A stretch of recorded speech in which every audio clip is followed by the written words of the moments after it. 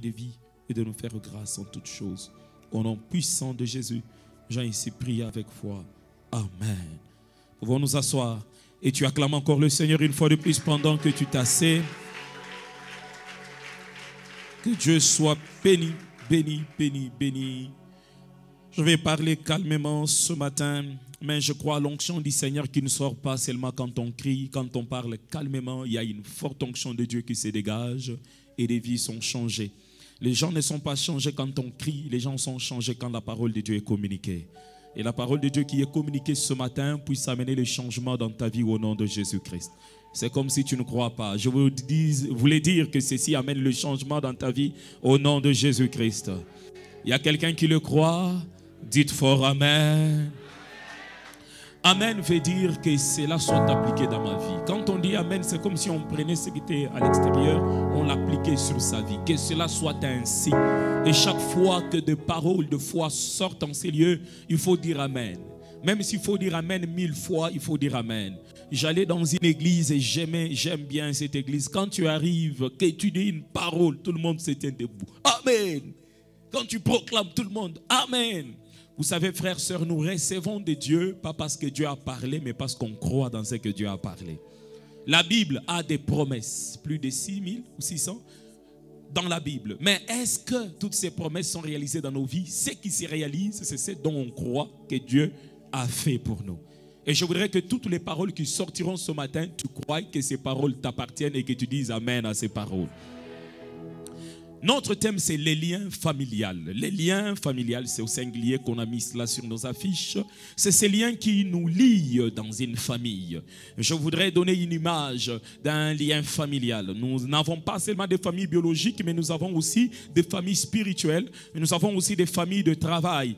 C'est-à-dire, vous pouvez être dans une entreprise et il y a un lien familial, mais les liens de l'entreprise. La famille, c'est le fait d'être ensemble, de s'associer ensemble, de rester ensemble, de partager la même vie ensemble. La famille n'est pas seulement le fait, la famille qui est composée du père, de la mère et des enfants, ou la famille élargie, mais le fait d'avoir la même valeur, de partager la même vie, fait aussi de nous une famille. Amen, amen. Comme là, nous sommes une famille. On peut parler de la famille compassion. Et les liens qui lient ces gens-là, ça peut être les liens de la prière. C'est ce qu'on appelle les liens familiales. Les liens qui nous unissent. Les liens qui lient cette famille-là, ça peut être le sang, le frère et sœur d'une même famille. Il y a un lien qui les lie, c'est les liens des sangs qui les lient. Donc on parle aujourd'hui des liens, d'un lien familial, les liens qui nous lient. Et quand nous voyons les textes qu'on a lus dans Romains 8, 16, 17 et 18, je voudrais les reprendre. L'Esprit lui-même rend témoignage à notre esprit que nous sommes enfants de Dieu. Une fois que l'Esprit rend témoignage à notre esprit que nous sommes enfants de Dieu, c'est la preuve que nous appartenons à une famille. Si nous sommes enfants, donc il y a un père. Alléluia. Mais il n'y a pas une mère. Parce que Dieu en lui, il a les papas et les mamans. Vous comprenez ça? Beaucoup de gens n'arrivent pas à comprendre ça. Dieu a créé, l'homme est sorti de lui. Dieu n'a pas dit, la Bible ne dit pas que Dieu crée, Dieu a dit créons la femme et l'homme. La Bible dit Dieu a dit créons l'homme. Dieu n'a pas dit créons la femme et l'homme. Dieu a créé l'homme. Dieu n'a pas créé l'homme masculin, Dieu a créé l'homme comme être humain. Il a dit créons l'homme à notre image. Donc la femme ressemble à Dieu, l'homme ressemble à Dieu et en Dieu il y a la femme, il y a l'homme. Ainsi au ciel il n'y a pas de femme. Il y a nos frères de l'autre côté qui disent qu'elle est la mère du ciel. Non, elle n'est pas la mère du ciel. Au ciel, il n'y a pas une mère du ciel. Vous comprenez ça? Dieu lui-même en lui, il a le côté féminin, il a le côté masculin car l'homme est sorti de lui. Ça, vous devez le comprendre. Des fois, on a une mauvaise image de Dieu. On dit Dieu est un papa. Dieu n'est pas un moubali. Dieu est Dieu. Et dans ce qui est spirituel, il n'y a pas de sexe. C'est le sexe qui différencie le masculin et le féminin. Ainsi, quand on demande à Jésus-Christ, cet homme, un homme avait une femme et il est mort. Et ces 7 frères ont pris la même femme. Alors quand ils seront au ciel, comme tu dis, il y aura résurrection. À qui appartiendra cette femme? Jésus dit, vous êtes dans l'erreur. Car au ciel, il n'y aura pas d'hommes et de femmes. Et les hommes ne prendront pas les femmes en mariage. Pourquoi? Parce que nous serons comme des anges. Les anges, il n'y a pas de garçons anges et de filles anges. Les anges sont des êtres spirituels. Et Dieu est un être spirituel. Le sexe n'est que dans la chair. Spirituellement, il n'y a pas de sexe. Raison pour laquelle la femme peut prêcher. Vous savez pourquoi? Spirituellement, il n'y a pas de sexe. La même chose et la même onction qui coule sur l'homme coule aussi sur la femme. Parce que spirituellement, il n'y a que des esprits. Alléluia, il n'y a que des esprits. Bon, c'est une entre parenthèses, mais je voudrais en parler. Comment on croit qu'une femme sorcière peut t'ensorceler, mais une femme chrétienne ne peut pas te prêcher? Mais une femme sorcière peut t'ensorceler. Est-ce que la sorcellerie a plus d'onction que la chrétienté? Comment dans la sorcellerie, une femme sorcière peut ramener les âmes au diable? Elle gagne les âmes au diable. Elle prêche les âmes pour les diables. Mais quand elle devient chrétienne, elle est incapable. Elle est incapable. Ma soeur, tu es capable. Mon frère, tu es capable. Je voudrais contextualiser cela. Il y a un lien qui nous unit tous, fils et filles. Et ces liens, c'est les liens spirituels. La vie de Jésus-Christ coule dans toi, ma soeur. La vie de Jésus-Christ coule dans toi, mon frère. Et ce n'est pas que dans le frère, il y a la vie rouge. Et chez la soeur, il y a la vie bleue. Non, la vie de Jésus-Christ, quand elle sort de Jésus, elle entre directement dans toi, ma soeur. Quand elle sort de Jésus, elle entre aussi directement dans toi, mon frère. Nous avons reçu le même esprit, la même grâce et la même vie. Et je proclame ce matin que la vie du Seigneur agit en toi au nom de Jésus-Christ. Alors nous sommes enfants de Dieu. Ici on ne dit pas nous sommes les garçons de Dieu. Enfant, ça veut dire qu'il y a fille, il y a garçon dedans. Nous sommes enfants de Dieu. Et or, si nous sommes enfants, nous sommes aussi héritiers.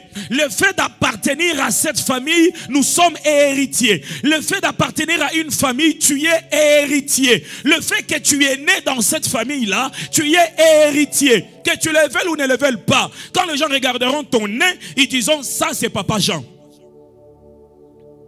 Papa Jean. Et il y a même surtout les tantes dans la famille. Quand vous mettez au monde l'enfant et que les tantes doutent de toi, ils regardent les mains. Oh, ma on a bu sauter.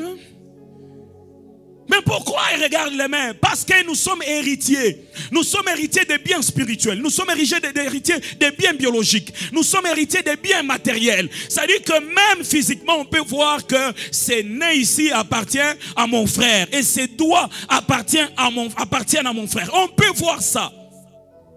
Et le fait de naître dans une famille prouve que tu as les liens de cette famille et tu as l'héritage de cette famille. Si toutefois nous souffrons avec lui afin d'être glorifiés avec lui. Mais ce qui est bien dans la famille spirituelle est que nous sommes co-héritiers avec Jésus-Christ. Un père peut donner du sang, mais Dieu donne tout à celui qui vient dans sa famille. Un enfant peut se ressembler sur le visage à son père, mais il a un autre cœur différent de celui de son père. C'est un grand voleur. Mais quand on vient à Jésus-Christ, même le cœur est transformé. Même le cœur est transformé. Même le visage est transformé. Vous savez, ceux qui ont connu Pierre avant, ils disaient, ce garçon, il est turbulent comme son père. Mais quand ses disciples ont reçu Jésus-Christ et qu'on a regardé, personne n'a dit qu'ils étaient turbulents comme leur père biologique. Ils ont dit qu'ils sont des chrétiens. C'est-à-dire que depuis qu'ils ont reçu Jésus-Christ, la vie de Christ en eux, l'héritage chrétien en eux a brisé l'héritage du mal et même leur langage avait changé. Même leur caractère avait changé. C'est ce que je prie ce matin, que l'héritage spirituel puisse briser l'héritage biologique et que tu sois influencé par l'héritage spirituel. Mon pasteur, maintenant tu veux qu'on ne puisse plus ressembler à nos parents? Ton corps les ressemblera, mais ton esprit ressemblera à Dieu.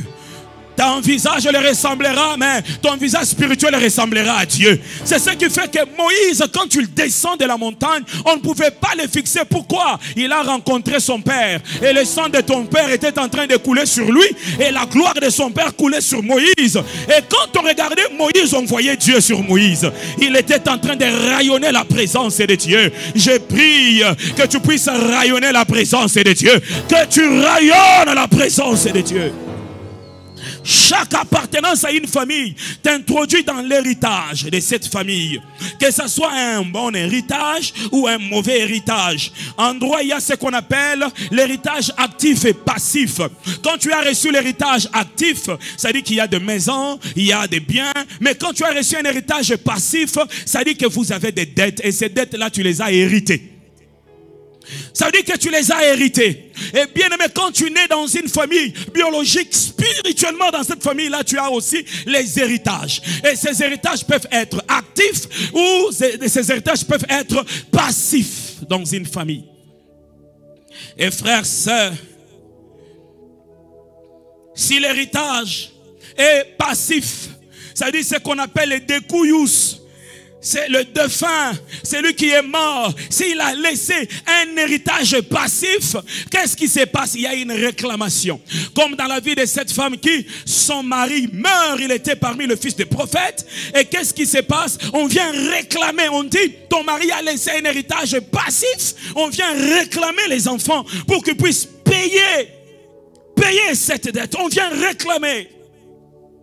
Les liens familiales peuvent apporter la bénédiction ou la malédiction. Il peut apporter de bonnes choses ou de mauvaises choses. Il peut apporter de bonnes ou de mauvaises choses. Les liens familiales est l'ensemble des choses qu'on vécu, qu'on fait, que sont identifiés les parents. Et ces choses deviennent les partages de tous ceux qui naissent de ces enfants. Parce que les parents se sont identifiés à ces choses, ont accepté ces choses et cela devient... Ça devient partage des enfants. Frères, sœurs, regardez, car tous sont péchés et sont privés de la gloire de Dieu. Romains 3, 23. Pourquoi tous sont péchés? Pourquoi la Bible dit que tous sont péchés?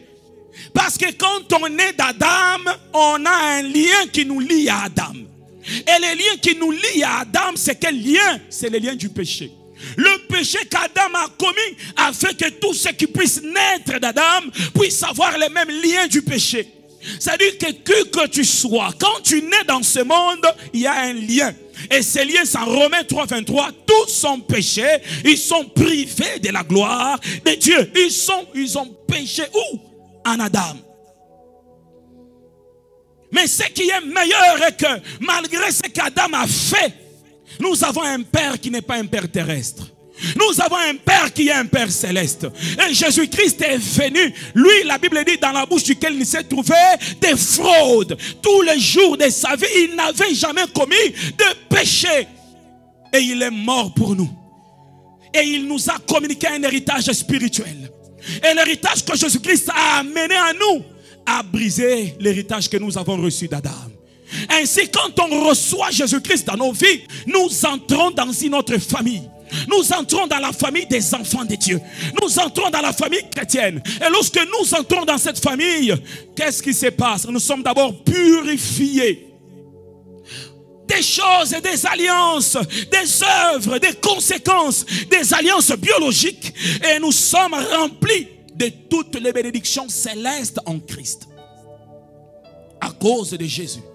Nous sommes remplis et revêtus de toutes sortes de bénédictions. Ainsi, Jésus-Christ a payé le prix. A payé le prix du lien d'Adam. Il a payé ce prix. Et il faut savoir que les liens d'Adam, ils pèsent plus que nos liens de tribus. Oh, on a bloqué ses enfants, on a bloqué. Les liens d'Adam, ils pèsent plus. Et Jésus-Christ, quand il est venu d'abord résoudre le problème du lien d'Adam. Résoudre le problème qui liait tous les hommes à Adam. Au péché, il est venu détruire ces liens-là.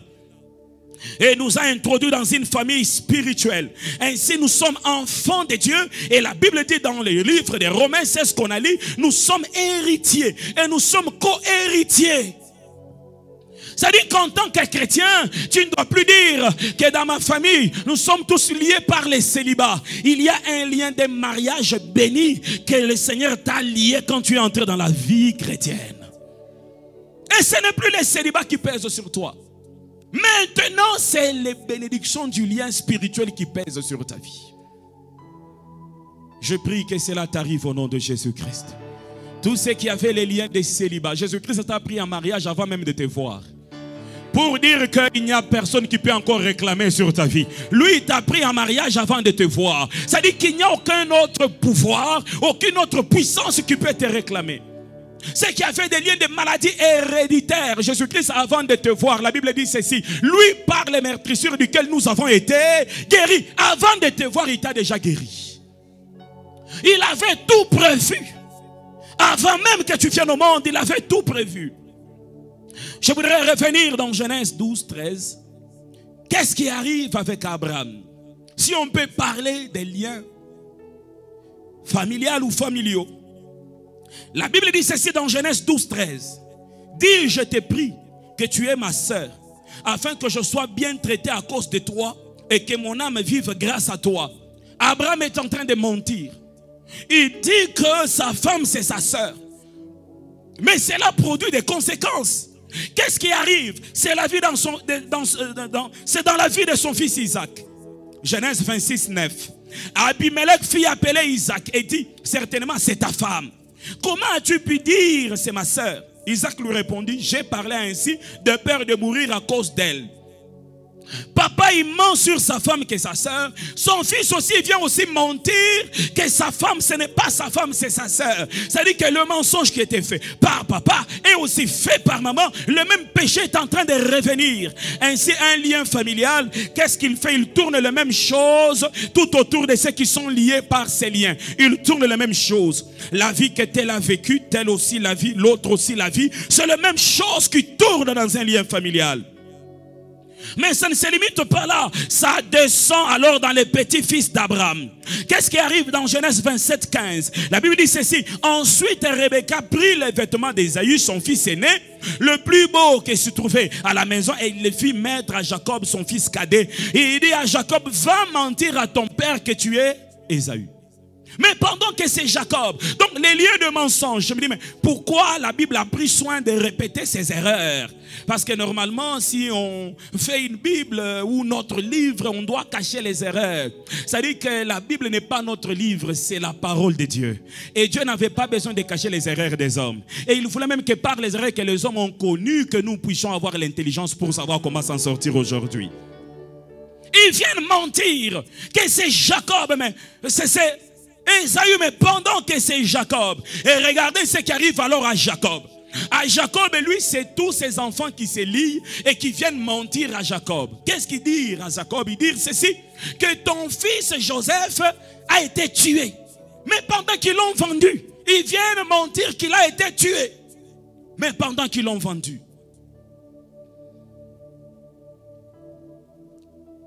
Les mêmes choses ont tourné dans cette famille. Mais quand Jésus-Christ arrive, il arrête les cycles. Et quand on reçoit Jésus-Christ, on arrête les cycles de liens de famille. Est-ce que tu as reçu Jésus-Christ dans ta vie? Tu dois être sincère en toi-même et appartenir à Christ. Tu dois être sincère à toi-même et savoir que Christ est dans ta vie. C'est-à-dire que si on peut prêcher de tout, sans que tu sois sûr que tu as reçu Jésus, on n'a rien fait sur ta vie.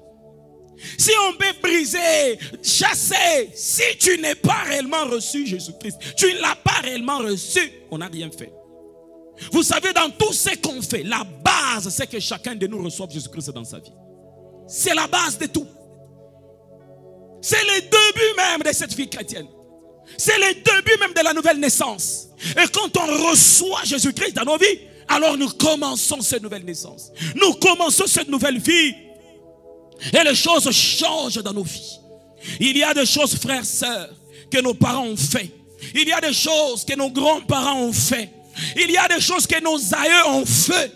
Mais malgré tout ce qu'ils ont fait, il y a aussi quelque chose que notre Père Céleste a fait. Et vous savez ce qui est merveilleux, est que sur la terre, nous avons des grands-parents, nous avons des aïeux, des arrière-grands-parents et des aïeux, mais au ciel nous avons un Père en permanence. Jésus-Christ n'est jamais devenu grand-parent. Dieu ne deviendra jamais arrière-grand-parent. Dieu ne deviendra jamais coco. Il est présent. C'est-à-dire que quand un parent est présent, il prend soin. Quand un parent est présent en permanence, il garde, il protège, il oriente. Or, les parents biologiques ne peuvent pas être présents en tout temps. Mais notre Père spirituel, il est présent en tout temps. Ainsi, quand Jésus-Christ a introduit la prière de notre Père, il dit ceci: en tout ce que vous devez prier, sachez-le que vous ne vous battez pas avec Dieu. Sachez-le que ce n'est pas un partenariat ni un contrat. Sachez-le que c'est une affaire de père et de fils. C'est une affaire de père et de fils. Et quand vous priez, dites: notre Père qui est aux cieux. Mon frère, ma soeur, Tu n'as pas un collègue de travail au ciel. Tu as un Père qui veille sur ta vie. Tu as un Père qui te connaît bien. Tu as un Père qui peut combattre pour toi. Tu as un Père qui peut effacer les dettes du passé. Je ne sais pas ce que les parents ont laissé comme dette dans le monde des ténèbres. Mais Jésus-Christ peut payer la dette qui a été laissée. Jésus-Christ a payé la dette qui a été laissée. Ainsi je viens proclamer, il n'y a plus de condamnation pour ceux qui sont en Christ. Rien ne peut te condamner. Rien ne peut te retirer en arrière. Et tous les liens du mal, les liens de maladie, les liens de célibat, les liens de problèmes s'arrêtent aujourd'hui. Et cela au nom de Jésus-Christ. Oh, est-ce que je parle à quelqu'un ici? Cela s'arrête aujourd'hui au nom puissant de Jésus. Et regardez ce qui prouve qu'il y a des gens même qui sont retenus par les liens de famille. J'ai causé avec une personne. Elle me dit ceci: papa, je rêve toujours que je suis dans notre maison familiale. Mais j'ai déjà déménagé. Je suis même déjà chez moi. Mais tous les jours je rêve, quand je rêve de moi, je suis toujours dans la maison familiale. Comment toi tu as déjà grandi? Et même cette parcelle-là, vous l'avez même déjà vendue. Ça fait des années que tu as déjà quitté cette famille-là. Mais toi tu te rêves toujours là-bas, toujours dans cette maison-là. Et ce qui est pire est qu'il dit: papa, quand je rêve ça, je suis toujours en train de balayer la maison, d'arranger, de préparer. Mais comment toi tu arranges toujours? Ça, ce sont les liens du monde des ténèbres qui te lient à la famille. Vous savez, ce que tu rêves spirituellement sur toi donne l'image de ce que tu es. Physiquement, on te voit vêtu. Mais spirituellement, Dieu peut te parler sur ce que tu es dans ce que tu vois sur toi spirituellement. C'est-à-dire que si tu es dormi vraiment habillé et que tu dors, tu rêves que tu es nu en train de courir quelque part, il y a un problème. C'est ton état spirituel est celui-là. Tu manques d'habits, tu manques de protection, tu manques de gloire. C'est ça ton état spirituel. Les rêves, frères et sœurs, nous dévoilent au-delà de ce que nous apparaissons, ce que notre être spirituel est. Les visions, les révélations que Dieu nous donne disent sur ce que notre être spirituel est. Et une autre personne me disait: papa, moi quand je rêve et que je suis dans ma maison familiale, je n'enlève que la matière fécale. C'est le travail que j'ai fait là-bas. Qui t'a donné ce travail-là? Qui t'a donné ça? Que cela s'arrête au nom de Jésus. Comment ça s'est fait que tu ne vois pas ta maison où tu habites? Tu ne vois que ta maison où tu habitais il y a 20 ans. Et j'ai prié pour une personne. Et pendant que je priais, le Seigneur nous oriente sur ce qui s'est passé dans ta vie. Je dis: regarde par rapport à ta famille, à ton père. Il me dit: pasteur, c'est ça. Tu sais, pasteur, ce qui s'est passé, je ne soupçonne pas mon père. Mais je dois te le dire, pasteur. Il dit que quand je pars de l'avant, je retourne toujours en arrière. Les choses ne marchent pas.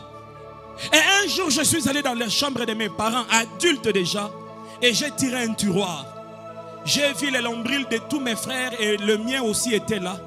Et sur chacun était écrit les noms: Jean, Jeannette. Et ça fait des années, pasteur, c'était dans les tiroirs.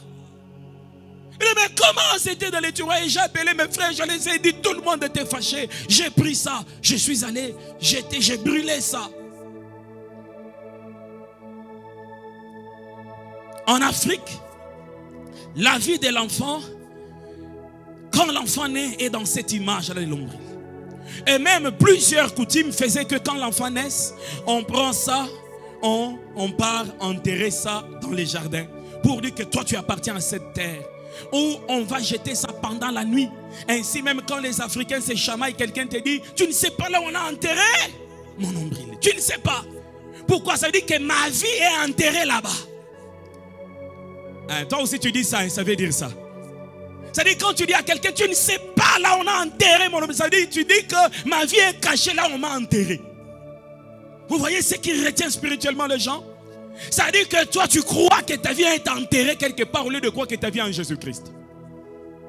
Or, Jésus-Christ s'est dit ceci. Quand il est ressuscité, il nous a pris et il est assis à la droite du Père. Nous sommes en lui. Nous ne sommes pas enterrés. Nous sommes au sommet des sommets. Nous sommes dans la gloire avec le Maître. Nous sommes assis en Jésus-Christ. Ainsi, celui qui va nous toucher, il ne partira pas dans les jardins familiales pour creuser les lombrils. Il ira au ciel. Il commencera à creuser Jésus-Christ. La Bible dit que celui qui nous touche, il met son doigt dans la prunelle de l'œil de l'Éternel. Oh, je voudrais parler à quelqu'un. Je voudrais parler à quelqu'un ce matin. Bien-aimé, ta vie ne dépend pas de là où on a enterré ton nombril. Ta vie dépend de là où Dieu t'a mis en ce moment ici. Et pendant ce moment ici, la Bible dit que nous sommes entre sa main. Et ce qui est dans sa main, nul ne peut les ravir. Et ce que lui a écrit, nul ne peut l'effacer. Personne ne te touchera au nom de Jésus-Christ. Et personne n'effacera ce que le Seigneur a dit sur ta vie. Personne ne l'effacera. Quelqu'un dira, pasteur, mais ce sont nos croyances africaines. Est-ce que tu veux qu'on puisse abandonner ça? J'ai eu une même question pendant l'école biblique, l'école du ministère pendant la semaine. Un frère a demandé, papa, mais comment certaines personnes disent que on ne doit pas perfuser les gens, mais nous acceptons la perfusion. Pourquoi c'est là? En réalité, la vie de l'homme est dans son sang. La vie de l'homme est dans son sang. C'est là où il y a l'âme de l'homme, la vie de l'homme. Mais cela était avant que tu ne puisses connaître Jésus-Christ. Quand tu as connu Jésus-Christ, ta vie n'est plus dans ton sang. Ta vie est spirituelle. Tu ne vis plus du sang, mais tu vis de Christ qui habite en toi. Tu comprends cela? Ça dit que si nous rentrons dans les choses du sang, c'est comme si nous rentrons dans la loi de Moïse. C'est comme si nous rentrons chez Moïse. Mais Jésus-Christ nous a libérés du pouvoir du sang. Il nous a libérés de ce qui peut retenir notre sang. Et il nous a accordé sa propre vie. En échange, qu'est-ce qu'il a fait? Il devrait à la croix que le sang puisse couler. C'était ça en échange. Pour libérer le sang, il fallait que le sang puisse couler. Et même en Israël, pour libérer une vie, il fallait égorger un animal et que le sang de l'animal puisse couler. Quand le sang coule, alors vous avez libéré une vie. Alors le péché de quelqu'un sont pardonnés. Et Jésus-Christ, celui à la croix, il a égorgé sa propre vie. Il a donné sa propre vie. Il a répandu son propre sang pour ta liberté. Ainsi, frères, sœurs, ta vie n'est plus dans le sang, ta vie n'est plus dans les lombrils, ta vie est dans ta foi en Jésus-Christ. Ta vie, elle est spirituelle et non charnelle. Elle est spirituelle. Ainsi, il est écrit, nous sommes dans ce monde, nous ne sommes pas de ce monde. Pourquoi? Nous sommes des hommes spirituels. Et la Bible dit, vous êtes des dieux. Je bénis ta vie au nom de Jésus. Et toute servitude spirituelle puisse s'arrêter en ce jour. Tu ne reverras plus en train de nettoyer ta maison familiale. Cela s'arrête au nom de Jésus-Christ. Si quelqu'un t'avait embauché à faire ce travail-là, je viens briser le contrat du monde des ténèbres au nom de Jésus-Christ. Tu ne te verras plus que dans ta maison familiale. Et je viens changer les rêves au nom de Jésus-Christ. Commence à voir, tu es dans ta famille céleste au nom de Jésus-Christ. Quand tu dors, tu rêves papa. Tu ne rêves pas ton père qui est resté au village, mais tu rêves ton père qui est au ciel. Et vous discutez ensemble sur l'avenir de vos enfants. Est-ce que je parle à quelqu'un? Que tes rêves changent au nom de Jésus-Christ. Tu as été racheté. Tu as été libéré. Tu n'appartiens plus aux choses des familles, aux œuvres maléfiques des familles. Oh frères, sœurs, il y a quelqu'un que Dieu oint ce matin. Et l'onction qui descend sur toi, c'est pour influencer toute ta famille et libérer ce qui était retenu. Influence ceux de ta famille à cause de Jésus qui est en toi. Ainsi, il est écrit que nous sommes la lumière du monde. Pourquoi la lumière du monde? Parce que nous devons éclairer le monde. Mais quand il envoie un mission, il dit, avant d'aller partout dans le monde, commencez où ça? À Jérusalem. Ainsi, je prie, ô lumière du monde, commence à illuminer Jérusalem. Et cela au nom de Jésus-Christ. Éclaire ta propre famille. Éclaire ta propre famille. Et que les ténèbres puissent s'arrêter. Il y a un moyen pour briser les malédictions des liens familiales. Quel est ce moyen, frères, sœurs? La première des choses, c'est servir Dieu. Plusieurs parents, plusieurs frères, plusieurs sœurs ne savent pas les secrets qu'il y a en servant Dieu de tout ton cœur, en servant Dieu d'un cœur dévoué. Il y a beaucoup de grâce, il y a beaucoup de bénédictions en servant le Seigneur. Tu dois servir Dieu. Écoutez ce que la Bible dit dans Exode, chapitre 23, verset 25. La Bible donne les bénédictions du service. Et la Bible dit ceci, vous servirez. l'Éternel votre Dieu, et il bénira votre pain, il bénira vos eaux, il éloignera de vous la maladie au milieu de toi. Ça, c'est la bénédiction. Une fois que tu t'engages à servir Dieu, il y a quelque chose qui arrive. La malédiction s'arrête et la bénédiction commence. Or, frères, sœurs, la Bible dit ceci: une même source ne peut pas faire sortir de l'eau douce et de l'eau amère. Il ne peut pas se trouver chez toi, mon bien-aimé, la bénédiction et la malédiction. Frères, sœurs, vous devez savoir une chose. Toutes les malédictions et liens de famille qui peuvent exister dans le monde proviennent d'où? Qui peut me répondre? Proviennent d'où? Proviennent d'où? Hein? Toutes les malédictions dans le monde, elles viennent d'où? Elles viennent de la terre. Elles ne viennent pas d'en haut. Alléluia. La chair, c'est sur la terre.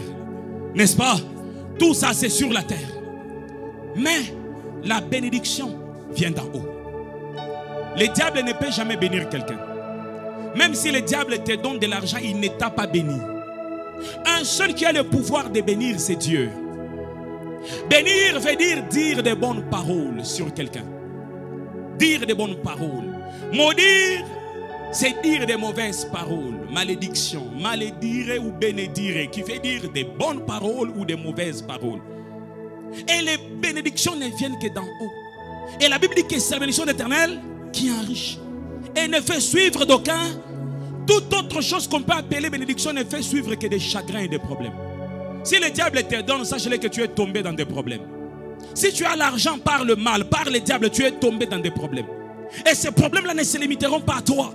Ils viendront sur tes enfants.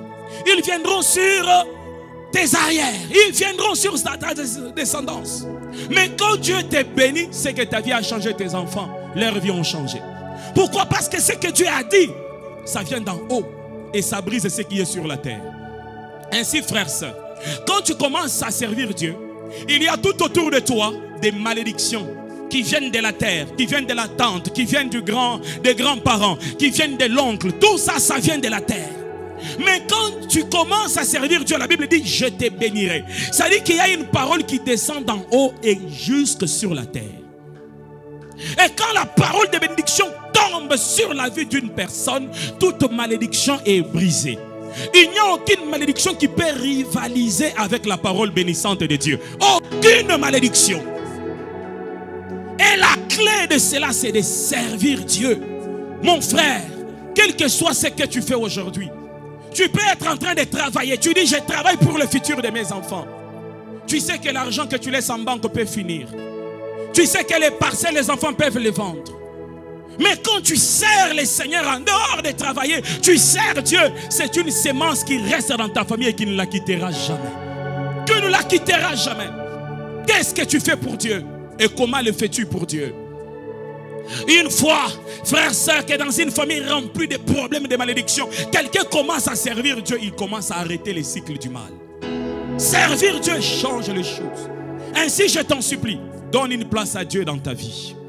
Dans ton horaire, tu as 24 heures, donne même des heures à Dieu. Donne même 3 à Dieu. Dans ta famille, vous avez beaucoup de choses. Donnez une maison à Dieu. Donnez une chaise à Dieu. Donnez une place à Dieu. Où le Seigneur, quand tu viendras pour agir dans ta famille, il trouvera quelque part où il s'assoira. Il va s'asseoir. Et ça sera les services que tu les rends. Les services que tes enfants rendent à l'Éternel. Je regardais hier la vidéo d'un homme de Dieu. Il est grand prédicateur en Afrique. Et toute sa famille servent les Seigneurs. Les enfants, la maman, ils ont une chorale familiale. Ils chantent même à l'église. Servez Dieu. Et les choses changeront en vous. Vous savez, quand quelqu'un sert un maître, le maître le paye. Et quand tu sers Dieu, comment il te payera? Il ne te donnera pas seulement l'argent. Quand tu sers Dieu, il prendra soin de ta vie. Il brisera les problèmes de ta vie. Il améliorera la qualité de ta vie. Servez Dieu et votre corps sera en bonne santé. Servez le Seigneur et vos finances vont bien évoluer. Servez le Seigneur et le futur de vos enfants sera rassuré. Je prie que la soif du service puisse tomber en toi au nom de Jésus-Christ. Que tu aies soif de servir Dieu, de te donner à Dieu. Et ceux qui ont abandonné de servir Dieu, revenez, frères, sœurs. Il n'y a pas un meilleur endroit de servir comme dans la présence de Dieu. Il n'y en a pas. Frères, sœurs, dans tout ce que vous faites, quelle est la part de Dieu? Dans toute votre vie, quelle est la place de Dieu? Quelle est la place de Dieu? Quelle est la part de Dieu? Vous faites tout, mais oubliant Dieu. Vous faites tout, mais oubliant la part de Dieu. C'est ça le problème. Et vous dites, moi mes enfants serviront Dieu. Les enfants suivent les chemins qu'ont tracés les parents. Si toi père tu ne sers pas Dieu, il faut que Dieu rencontre les enfants. Alors que tu es les chemins par lesquels ils peuvent rencontrer Dieu. Ils peuvent rencontrer les services de Dieu. Mais si tu bloques ces chemins-là, frères, sœurs, je servirai Dieu toute ma vie. Parce que je l'ai vu chez mes parents qui ont servi le Seigneur. Toute ma vie, ils étaient un modèle, un exemple. Ils étaient prêts pour le Seigneur et pour les servir. Je prie pour ceux qui ont des dons spirituels, qu'ils n'utilisent pas ou qu'ils ne connaissent pas peut-être. Que le Seigneur oigne ses dons spirituels. Et que même au courant de cette semaine, tu vois Dieu t'utiliser pour la gloire de son nom. Tu vois Dieu t'utiliser pour la bénédiction des autres. Si nous tous là nous devenons serviteurs de Dieu, ça sera la gloire du Seigneur. Pasteur, si on sert tous Dieu qui va rester dans les bancs, nous resterons dans les bancs et nous servirons Dieu. Si on sert tous Dieu, frères, sœurs, c'est une gloire. Et une église dont beaucoup de gens servent Dieu, cette église-là, elle est en train de croître d'une manière extraordinaire. Car quand on sert le Seigneur, il vient bénir. Il vient croître. Il vient ouvrir. Servons le Seigneur. Et nos parents ont servi le fétiche, la coutume. Et ces choses-là ont amené des problèmes. Mais quand nous servirons Dieu, notre service à Dieu ramènera des solutions là où il y avait des problèmes. Brisera certaines maladies, certains problèmes héréditaires. Ça va briser cela. Deuxième chose qui peut faire que les liens familiales et ses conséquences soient brisées dans nos vies, c'est crier à Dieu, parler à Dieu. Il est écrit, invoque-moi et je te répondrai. C'est-à-dire qu'il faut arriver au niveau où tu parles au Seigneur. Tu dis, Père, souviens-toi. Tu dis, Père, lève ta main. Lisons dans Exode 3, 7.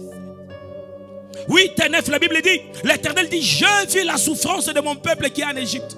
Et j'ai entendu les cris que lui font pousser ses oppresseurs, car je connais ses douleurs.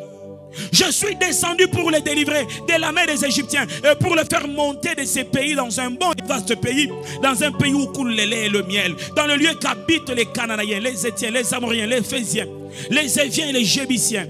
Voici les cris d'Israël sont venus jusqu'à moi. Qu'est-ce qui est arrivé à Dieu? Les cris d'Israël. Or, la présence d'Israël en Égypte, ce n'était pas l'affaire d'Israël. C'était Dieu. Dieu a dit, ta postérité ira en captivité. Mais quand Dieu vient délivrer Israël, il ne dit pas que la captivité est finie. Il ne dit pas que la prophétie est arrivée à sa terme. Il dit, j'ai entendu les cris. Quand on crie à Dieu, ça peut même changer les prophéties. Quand on crie à Dieu, ça peut changer même ce que Dieu avait voulu faire sur nous. Quand on crie à Dieu, il vient changer les choses. Oh Dieu, on m'a dit ceci par quelqu'un, que ma vie, frère, quel que soit ce que Dieu a dit par quelqu'un, entre toi et Dieu, il n'y a pas un contrat. Entre toi et Dieu, c'est l'affaire des papas et d'enfants. Ce n'est pas un contrat. Si c'était dans l'entreprise et que dans cette entreprise il y avait un contrat entre toi et le patron a dit, si les choses ne changeaient pas, le patron va te dire attends la fin du contrat. Mais entre toi et Dieu, il n'y a pas un contrat. Ça dit que si je dis à ma fille tu mangeras qu'à 18 h et qu'à 13 h ma fille commence à pleurer, elle dit papa je ne supporte pas, même quand j'avais dit tu mangeras à 18 h je changerai. Pourquoi? Ce n'est pas mon domestique, c'est mon enfant. Tu es l'enfant de Dieu, mon frère. Tu appartiens à la famille du Seigneur. Et si tu cries à Dieu, il interviendra. Si tu dis à Dieu 5 ans c'est trop, rapproche, il rapprochera. Car le Seigneur entend les prières de ses enfants. Oh, je prie qu'en ce jour tu puisses crier au Seigneur et que tu dises à Dieu c'est fini, que tu dises à Dieu il est temps de changer les choses, que tu dises à Dieu c'est vrai, j'avais entendu dire que tu avais dit, mais moi ton enfant je viens auprès de toi, je te demande que tu changes les choses. Oh papa, si je fais ça je tomberai dans la volonté permissive. Non, c'est dans la volonté, comment on dit, parfaite de Dieu. Regardez ce qui se passe. Ézéchias, roi, le Seigneur vient lui dire tu mourras dans quelques jours. Arrange ta maison. Peut-être Dieu avait vu que s'il ajoute 2 ans, il va tomber dans le péché, il va fuir Dieu. Ça dit que la volonté parfaite était quoi? Mourir. Pour ne pas tomber dans le péché. Mais quand on vient annoncer Ézéchias, il dit c'est vrai, entre toi et Dieu il y a un contrat parce que tu es son serviteur. Mais entre moi et Dieu il n'y a pas un contrat parce que je suis son enfant. Il tourne vers le mur et il appelle son père. Il dit papa je ne vais pas mourir maintenant.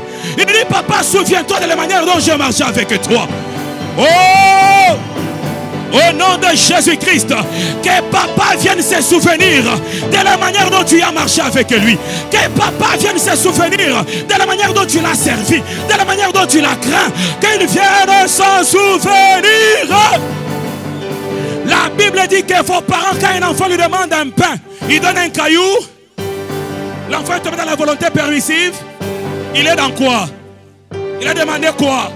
On lui a donné quoi? Au nom de Jésus-Christ, ce que Dieu va te donner, il va les protéger. Ce que Dieu va te donner, il va les rassurer. Ce que Dieu va te donner, il va les contrôler. Et cela au nom de Jésus-Christ. Si tu es fatigué, dis avec moi, papa, je suis fatigué. Papa, je suis fatigué. Frères, sœurs, il y a des choses qu'on cache aux amis. Il y a des choses qu'on cache aux voisins. Mais il y a des choses qu'on ne cache jamais à son père. On s'est dit, si je ne les lui dis pas, je les dirai encore à qui? Ces problèmes de famille continuent. Ces liens continuent. Ce n'est que Dieu qui peut venir en aide. Vous savez, pour que Dieu puisse comprendre nos douleurs, ce qu'il a fait. Il a porté un corps. Il a quitté le ciel. Il est descendu sur la terre. Sachez ceci. Dieu n'était pas descendu seulement pour te sauver. Pour sentir la douleur de la chair aussi. Pour sentir les tentations dans la chair. Jésus-Christ n'est pas seulement descendu pour te sauver. Raison pour laquelle Jésus-Christ il jugera les hommes. Pourquoi il jugera? Parce qu'il sait ce que c'est l'homme. Il connaît la douleur de l'homme. Il connaît les peines de l'homme. Dieu, je voudrais te dire une chose. Dieu est humain.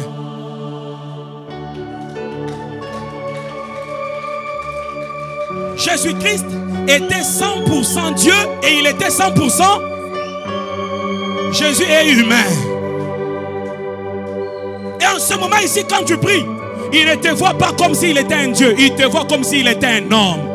Ainsi, Jésus peut compatir.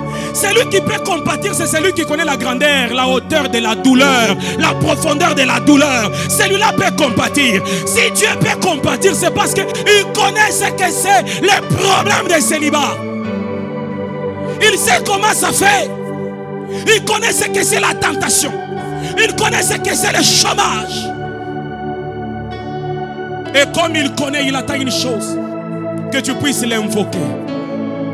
Écoutez, Dieu avait vu la souffrance d'Israël en Égypte. Mais Dieu n'a pas intervenu. Jusqu'à ce qu'Israël puisse crier. Raison pour laquelle il est écrit, demande-moi. Mais il connaît nos besoins. Mais il veut qu'on crie à lui. C'est-à-dire, Dieu a créé l'homme pour que l'homme dépende de lui. Et le fait de crier à Dieu, Dieu il ressent des sailles dans son corps. Il ressent du bien.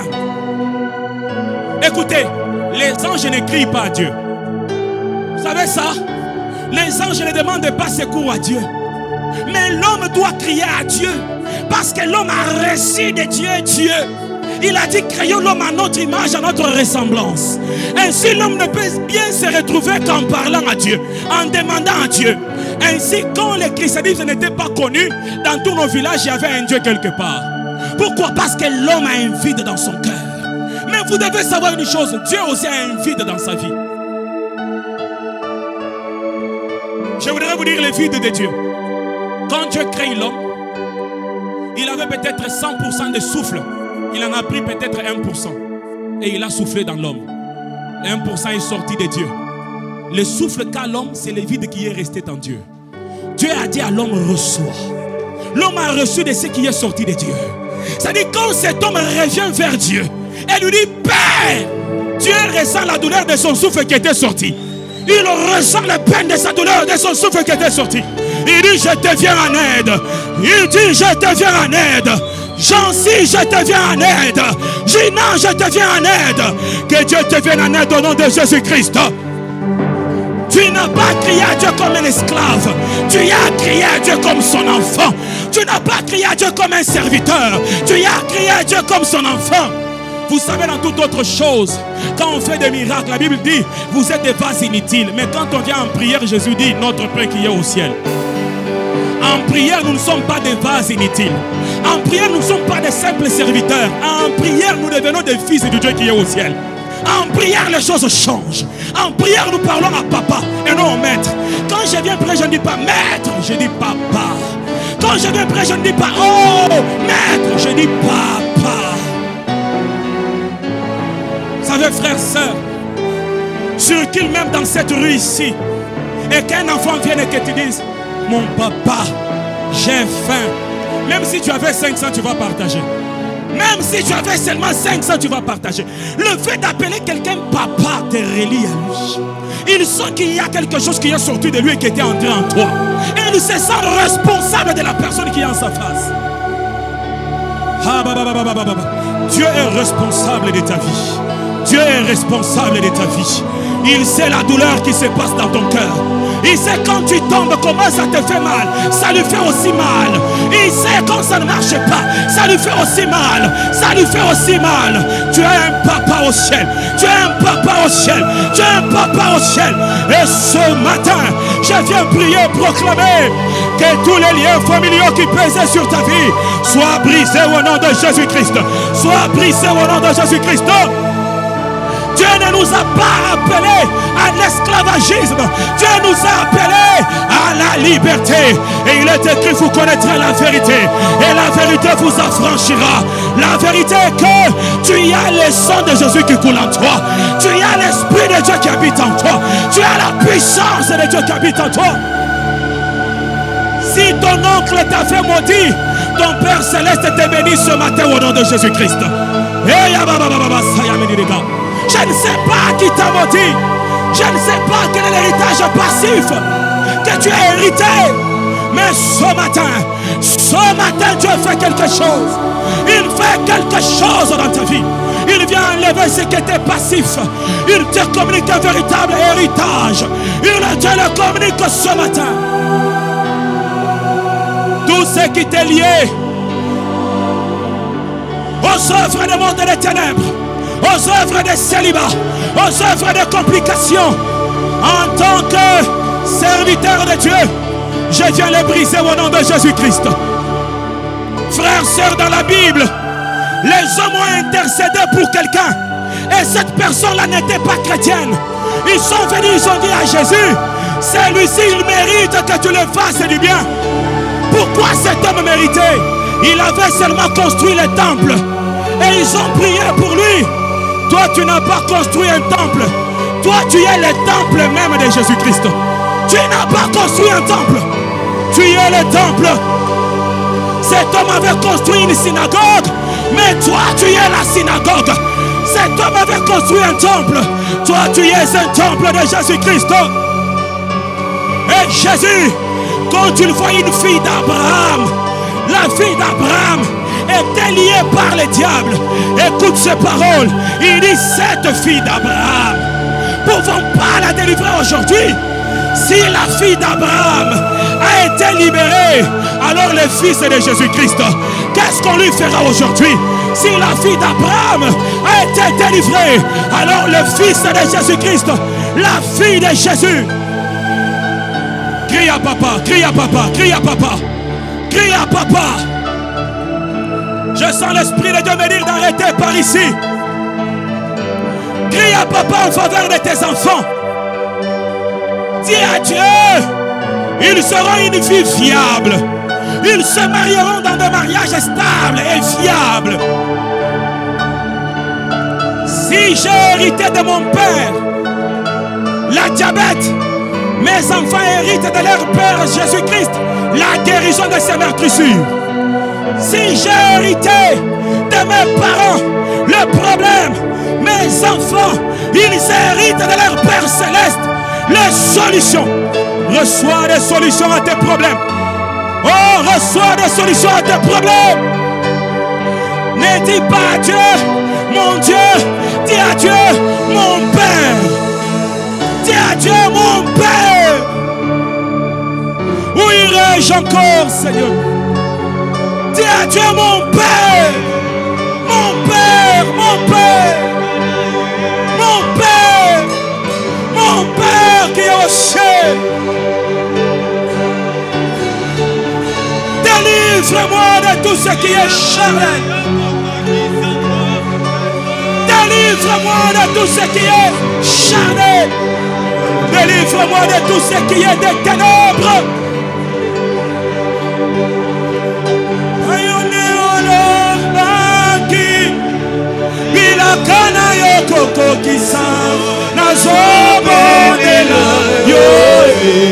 Rappelle à Dieu ses promesses. Rappelle à Dieu ses promesses. Papa yone olobaki bilakana yokoko kisa nazobonela yo. Et Abraham Abraham le bobo shaimereka. Que Dieu touche à ta vie. Reçois de sa part. Reçois de sa part. Reçois de sa part.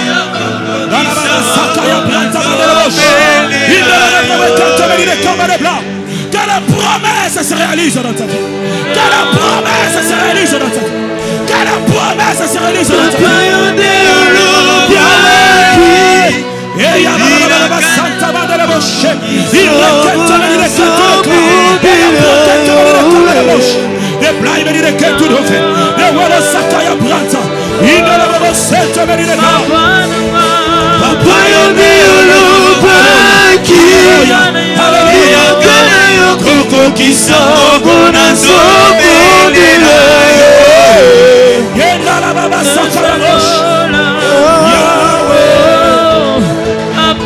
Jésus-Christ glorifie ton nom. Glorifie ton nom.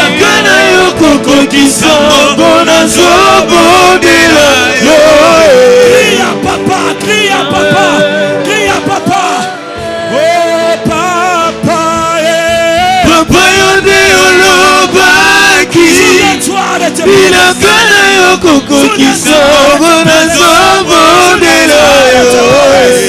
Yahweh, Yahweh, Yahweh, papa, papa yonde olobaki.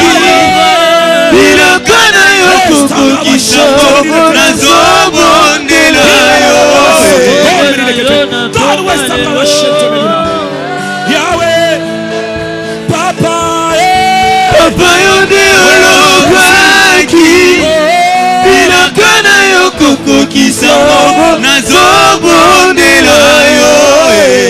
Vous êtes venu en famille, approche avec ta famille. Vous êtes venu en famille, approche avec ta famille.